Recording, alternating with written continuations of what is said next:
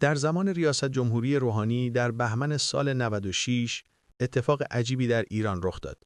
حدود 100,000 برگه از اسناد هسته‌ای ایران از محرمانه‌ترین مکانهای داخل ایران توسط موساد به سرقت رفت که مربوط به فعالیت‌های تسلیحات هسته‌ای و پروژه آماد ایران بین سالهای 1999 تا 2003 بود.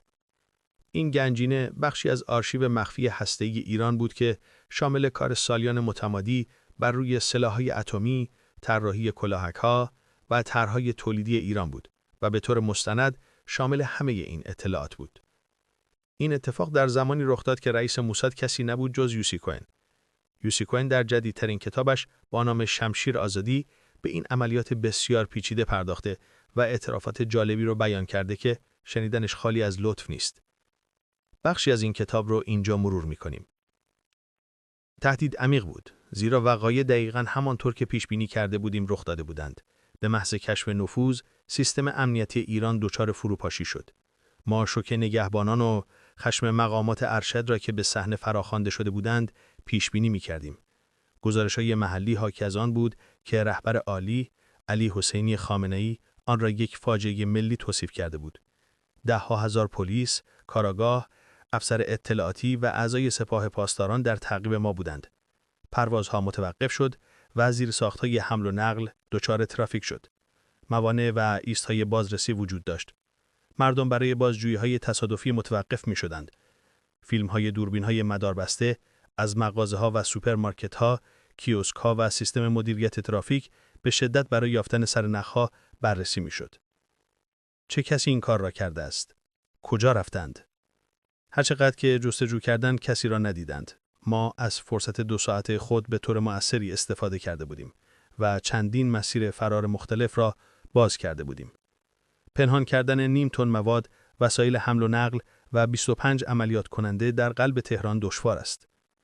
آنها به عنوان یک تیم غیر قابل تشخیص بودند، بدون ارتباط هویتی، ارتباطی، ملیتی. آنها در معرض خطر بزرگی بودند و به سوالاتی در مورد اینکه چه کسی هستند، کجا بودند و چه کاری در ایران میانداختند پاسخ میدادند.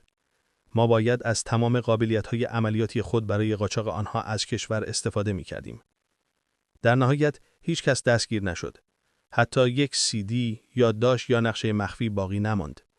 ما احتیاط کردیم و مواد را تقسیم کردیم و قوس فرار را گسترش دادیم. از اطلاعات غلط برای گمراه کردن تعقیب کنندگانمان استفاده کردیم. افرادمان به طور قابل توجهی خونسرد، باهوش و جرأتمند بودند.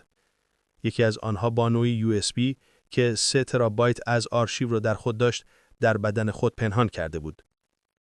در ساعت 3:29 صبح به وقت تل‌آویو، 4:59 صبح به وقت تهران توانستم به نخست وزیر بنیامین نتانیاهو اطلاع دهم که ما آنچه را که می‌خواستیم به سرقت برده ایم.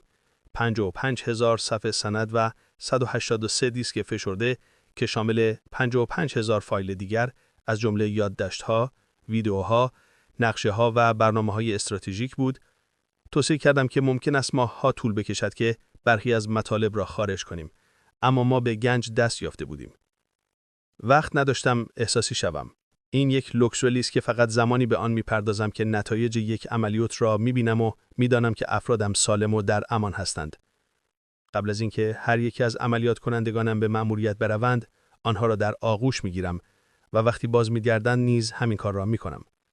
هرگز نسبت به خطرات کارشان و فداکاری پتانسیلی که انجام خواهند داد بی‌تفاوت نمی‌شوم، به خاطر اینکه من آنها را در معرض خطر قرار می‌دهم.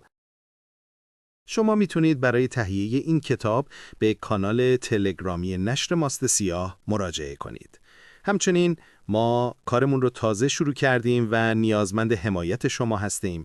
در جهت حمایت از ما میتونید سابسکرایب کنید و در کانال تلگرامی ما عضو بشید.